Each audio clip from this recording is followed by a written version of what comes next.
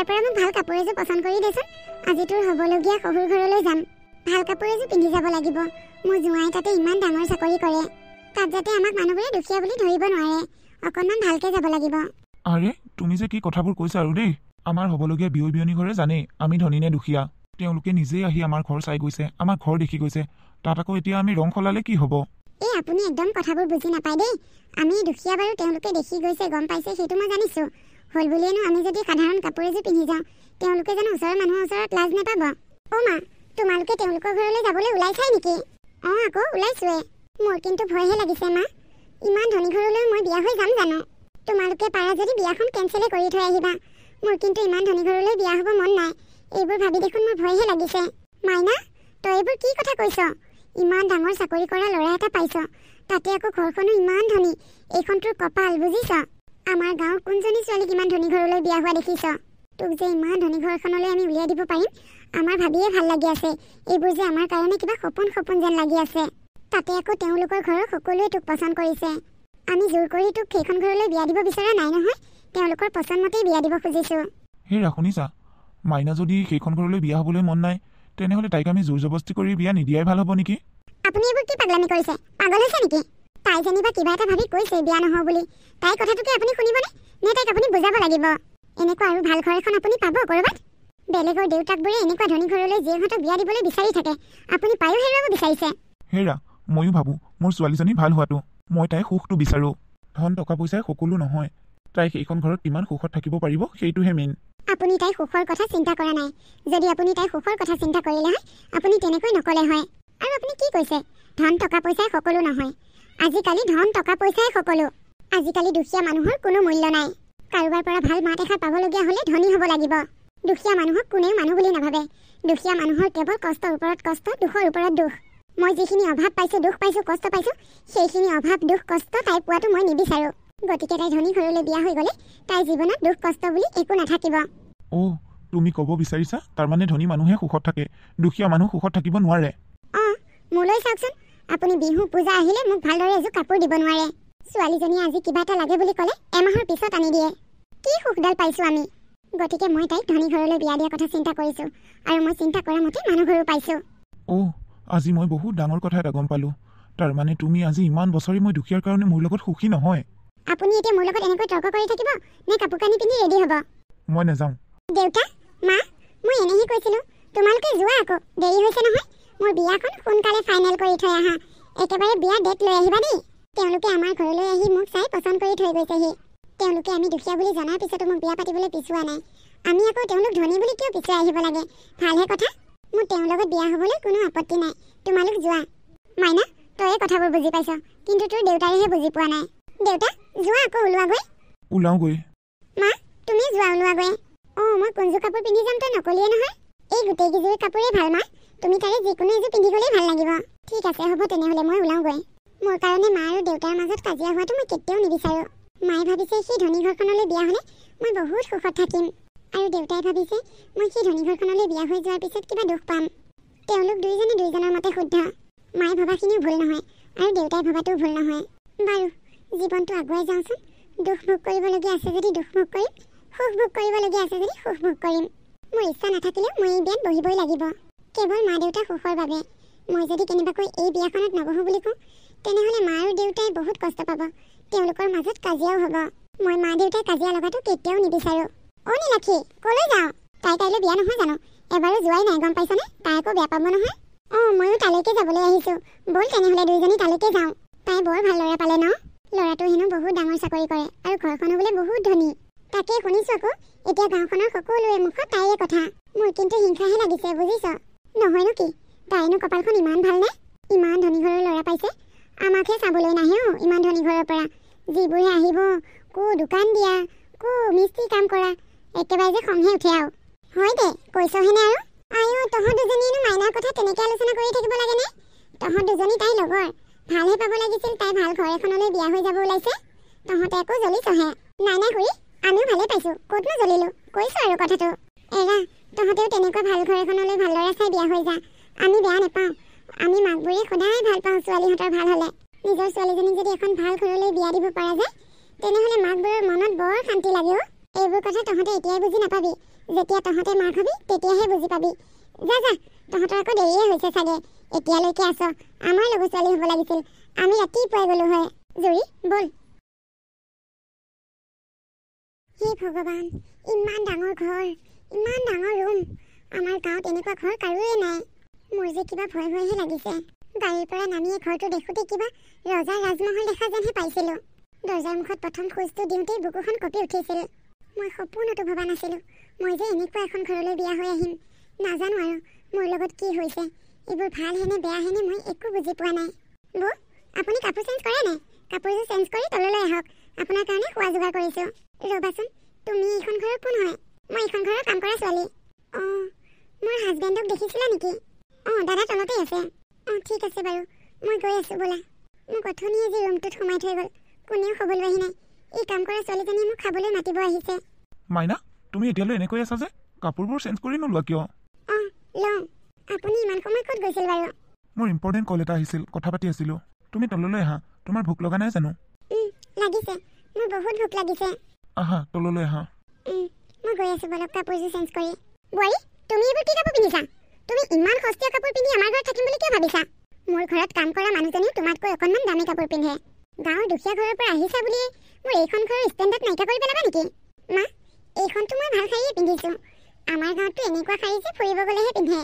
এইখন তোমালোকৰ গাঁও নহয়, এইখন চহৰ হয়, চহৰ। মোৰ ফ্ৰেণ্ডবোৰ আহিব, তুমি কি এই ভিখাৰী ৰূপটোৱে তেওঁলোকক দেখা দিবা নেকি? যোৱা, এতিয়াই কাপোৰ চেঞ্জ কৰি লোৱা। হ'ব মা। বৰুৱানী, চৈতানী আহিলে? আহক আহক, বহক। বৰুৱানী, তোমাৰ বোৱাৰী এয়াই নেকি? হয় হয়, এয়াই মোৰ বোৱাৰী। বোৱাৰী, এয়া মোৰ ফ্ৰেণ্ড অংকিতা। নমস্কাৰ খুৰী। নমস্কাৰ খুৰী। বৰুৱানী, এইবোৰ কি শুনিছোঁ? তুমি যে কি ছোৱালীজনী তোমাৰ ঘৰলৈ বোৱাৰী কৰি আনিলা দেই। গাঁৱৰ সেই সাধুকুটৰ ছোৱালীজনীহে পালানে তোমাৰ ল'ৰালৈ? মোক কৈছে নমস্কাৰ খুৰী। মোৰ যে শুনিয়ে কিবা আচৰিত লাগিছে। নহয়, তাই ইংলিছত ক'বলৈ জানে, হাই হেল্ল' আণ্টি এনেকৈ ক'বলৈ জানে, কিন্তু কোৱাহে নাই। জানিছোঁ জানিছোঁ, তোমাৰ বোৱাৰীক দেখিয়ে মই সকলোবোৰ গম পাইছোঁ। কালি অহা নতুন বোৱাৰীজনীয়ে সেইজনো কাপোৰ পিন্ধিছেনে? তাইৰ ড্ৰেছ পোছাক আচাৰ ব্যৱহাৰ দেখিয়ে মই বুজি পাইছোঁ তাই কিমান সন্মানীয় ছোৱালী। তুমি যে তোমাৰ ঘৰখনলৈ ইমান থাৰ্ড ক্লাছ ছোৱালী এজনী আনিবা, ইমান দুখীয়া ঘৰৰ, মই কেতিয়াও ভবা নাছিলোঁ দেই। বোৱাৰী, মই কৈছিলোঁ নে তোমাক, তুমি মোৰ সন্মান শেষ কৰি পেলালা। এইখন তুমি তোমাৰ গাঁও বুলি ভাবিছা নেকি? মানুহক নমস্কাৰ দিবলৈ, খুৰী বৰমা মাতিবলৈ তুমি এওঁক আণ্টি বুলি ক'ব নোৱাৰিলা? মোৰ ভুল হৈ গ'ল মা, মোক ক্ষমা কৰি দিব।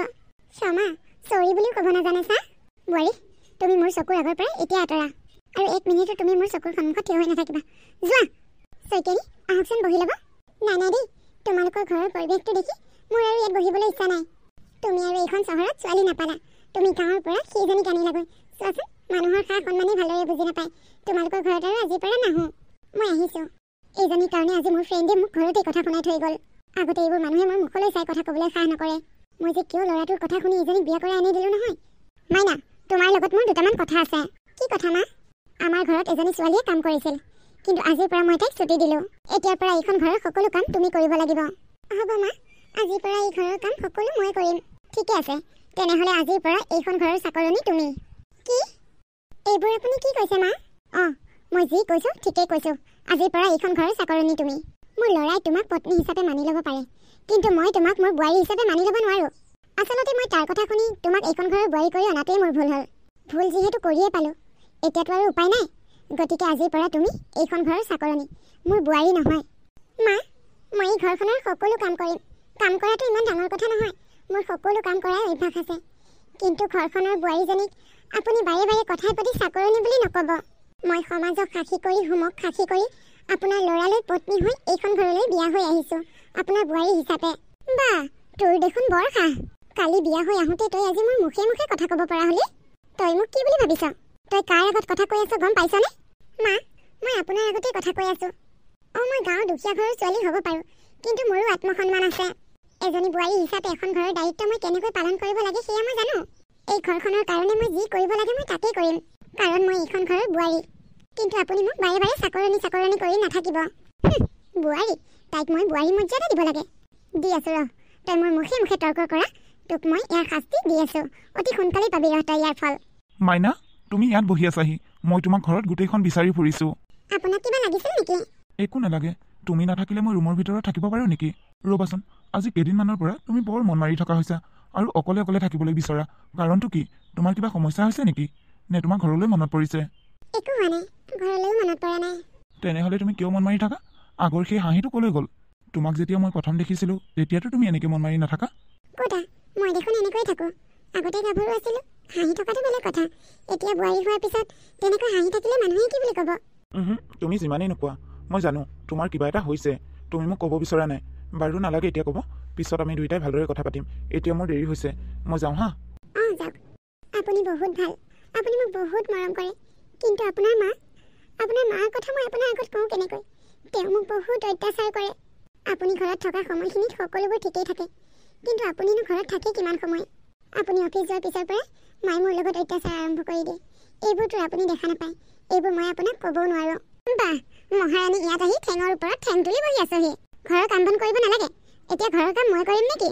মা, মই দেখোন ঘৰৰ সকলোবোৰ কাম কৰিলোঁ। সকলো কাম কৰিলি?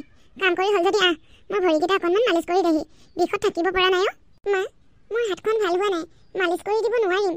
সিদিনাখন আপুনি গৰম পানী ঢালি দিয়া, ভালদৰে হাতখনৰ ধূপবোৰ শুকুৱাই নাই। মাইনা, এইবোৰ মই কি শুনিছোঁ? কোনবোৰ ৰাজা? মা, তুমি মনে মনে থাকা, মই তোমাৰ লগত কথা পতা নাই। মাইনা, তুমিতো মোক কৈছিলা হাতত তোমাক চাহে পৰিছে। এতিয়া মই এইবোৰ কি শুনিলোঁ? অঁ, চাহে পৰিছিল। আৰু মিছা কথা নক'বা, মোক তুমি ভালদৰে বুজাই কোৱা, তোমাৰ হাতত আচলতে হৈছিল কি? মানে সিদিনাখন মায়ে গৰম পানী ঢালি দিছিল। মা, তুমি ইমান জঘন্য কাম কৰিব পাৰা? মই কেতিয়াও ভবা নাছিলোঁ তুমি যে ইমান ৰাক্ষসনী। বাবা, তই অফিচৰ পৰা কিয় গুচি আহিলি? মই অফিচলৈ গৈছিলোঁ, কিন্তু বেগটো নিবলৈ পাহৰিলোঁ। ভগৱানৰ ইচ্ছা, মই যদি বেগটো লৈয়ে অফিচলৈ গুচি গ'লোঁ হয়, মই আকৌ ঘূৰি নাহিলোঁ হয়। মই যদি ঘৰলৈ ঘূৰি নাহিলোঁ হয়, তেনেহ'লে তোমাৰ আচল ৰূপটো মই কেতিয়াও গম নাপালোঁ হয়। মাইনা, মায়ে তোমাৰ লগত ইমান অন্যায় কৰিছে আৰু তুমি মোক এদিনো কোৱা নাই। এতিয়াহে গম পাইছোঁ তুমি কিয় এনেকৈ মন মাৰি থাকা। আৰু আজি কেইদিনমানৰ পৰা ৰাতি ৰাতি মই টোপনি যোৱাৰ পিছত তুমি কান্দিবলৈ ধৰা, আৰু তোমাৰ উচুপনি শুনিয়ে মই সাৰ পাই উঠোঁ। কিন্তু মই তোমাক একো নুসুধোঁ। মই ভাবোঁ তোমাৰ ঘৰলৈ মালৈ মনত পৰিছে, সেইকাৰণে কান্দিছা। কিন্তু আচল কথাটো মই আজিহে গম পালোঁ। মা, আজিৰ পৰা আমি আৰু ইয়াত নাথাকোঁ। ইয়াত নাথাকোঁ মানে? ক'লৈ যাওঁ? এই ইমান ডাঙৰ পৃথিৱীখনত থাকিবলৈ জেগাৰ অভাৱ হোৱা নাই নহয়। য'তেই যাওঁ গৈ থাকিম। মাইনা, যোৱা, তোমাৰ প্ৰয়োজনৰ বস্তুবোৰ পেক কৰি লোৱাগৈ। হেৰি, আপুনি কি কথা কৈছে? মাক অকলে এৰি থৈ আমি ক'লৈ যাম আকৌ? এইজনী তোমাৰ মা নহয়। ইমান দিনে তোমাক ইমান অত্যাচাৰ কৰি আহিছে, তোমাক আজিলৈকে বোৱাৰী বুলি ভাবিব নোৱাৰিলে সেইজনী কেনেকৈ তোমাৰ মা হ'ব পাৰে? মোৰ বাৰু মা নহয় মানিছোঁ, কিন্তু সেইজনীতো আপোনাৰ মা। নহয়, এই মানুহগৰাকী কেতিয়াও মোৰ মা হ'ব নোৱাৰে। মই যদি তেওঁ পুতেক হ'লো হয়, তেনেহ'লে মোৰ পত্নীক তেওঁ কিয় ইমান অত্যাচাৰ কৰিলে হয়? যোৱা, মোৰ কথা শুনা, তুমি ওলোৱাগৈ। বাবা, মোৰ ভুল হৈছিল, তই মোক ক্ষমা কৰি দে। তুমি আজি ইমান দিনে মাইনাক কষ্ট দি আহিছা, আৰু আজি তুমি মোক ভুল হৈছে ক্ষমা কৰি দে বুলি ক'লেই মই ক্ষমা কৰি দিব পাৰোঁ নেকি? তাই পাই অহা কষ্টবোৰ কি এটা ক্ষমা বা এটা চৰিতে শেষ হৈ যাব নেকি? বোৱাৰী, তুমি কি চাই আছা? বাবাক বুজোৱা। মই আচলতে তোমাৰ লগত তেনেকুৱা কৰিব নালাগিছিল। মোৰ সেয়া ভুল হৈছিলে, মই মানি লৈছোঁ। আচলতে মানুহৰ কথা শুনিহে মই তোমাৰ লগত তেনেকুৱা ব্যৱহাৰ কৰিছিলোঁ। সকলোৱে মোক হাঁহিছিল মই গাঁৱৰ পৰা বোৱাৰী অনাৰ কাৰণে। কিন্তু মই সেই মানুহবোৰৰ কথা শুনিব নালাগিছিল। মই মোৰ ঘৰখনৰ কথা ভাবিব লাগিছিল, মই মোৰ ল'ৰাটোৰ কথা ভাবিব লাগিছিল। তাকে নকৰি মই তোমাক অত্যাচাৰ কৰিবলৈ ল'লোঁ। এতিয়া সি ঘৰৰ পৰা ওলাই গ'লেগৈ মই বৰ কষ্ট পাম। তাৰ অবিহনে মোৰ আপোন বুলিবলৈ আৰু কোনো নাই। বোৱাৰী, তুমি তাক বুজোৱা। এতিয়াৰ পৰা মই আৰু তোমাক অত্যাচাৰ নকৰোঁ। মই তোমাক মোৰ নিজৰ ছোৱালী বুলি ভাবিম। মা, তোমাৰ কথা আৰু নুশুনো। বোৱাৰী, শুনিছানে সি কেনেকৈ কৈছে? তুমি তাক বুজোৱাচোন। তাৰ অবিহনে জানো মই ঘৰখনত থাকিব পাৰিম কোৱা? হেৰি, শুনিছে? মায়ে কান্দিছেও। আপুনি মাৰ মনৰ কথাটো অকণমান বুজকচোন। মাইনা, তুমি এওঁ চকু পানী দেখি ভুল নাযাবা। তেওঁৰ চকু পানীৰ মূল্য আছে, তোমাৰ চকু পানীৰ মূল্য নাই। আজি ইমান দিনে যে তুমি অকলে অকলে কান্দি আছিলা, তেতিয়া তেওঁ তোমাৰ কথা এবাৰ ভাবিছিলনে? গতিকে তুমিও কাৰোবাৰ কথা ভাবা কোনো দৰকাৰ নাই। এখেতৰ এয়া ঘৰিয়ালৰ চকু পানী। আজি মই ঘৰৰ পৰা ওলাই যাম বুলি শুনিয়ে তেওঁ চকু পানী উলিয়াইছে। এই চকু পানী দেখিয়ে যদি মই ৰৈ যাওঁ, কাইলৈ তেওঁ তোমাৰ লগত আকৌ অত্যাচাৰ কৰিব। এইবোৰ ইম'চনেল মোৰ ওচৰত দেখুৱাক একো দৰকাৰ নাই। মায়ে কৈছে দেখোন এয়া মাৰ ভুল হৈছে বুলি। আপুনি কথাটো মানি লওকচোন। মায়ে আজিৰ পৰা এনেকুৱা কেতিয়াও নকৰে। এইবাৰ প্ৰথমবাৰ বুলি মাক ক্ষমা কৰি দিয়ক। আৰু যদি মায়ে আগলৈ মোৰ লগত কিবা অত্যাচাৰ কৰে, মই তেনেহ'লে আপোনাৰ পৰা কথাবোৰ নলুকাওঁ, আপোনাক সকলো কৈ দিম। অঁ বাবা, ইয়াৰ পিছত যদি মই কিবা কোৱা তই শুনা, তেতিয়াহ'লে তই যি কৰ কৰিবি। মই তোক একো নকৰোঁ। মই তোক কথা দিছোঁ, এতিয়াৰ পৰা মই বোৱাৰীৰ লগত আৰু কেতিয়াও তেনেকুৱা নকৰোঁ। মই ভাল হ'ম। মই তাইক মোৰ ছোৱালী বুলি ভাবিম। ঠিক আছে বাৰু মা, মই তোমাৰ কথা বিশ্বাস কৰিছোঁ বুলি নাভাবিবা, কিন্তু মই মাইনাৰ কথাহে বিশ্বাস কৰিছোঁ।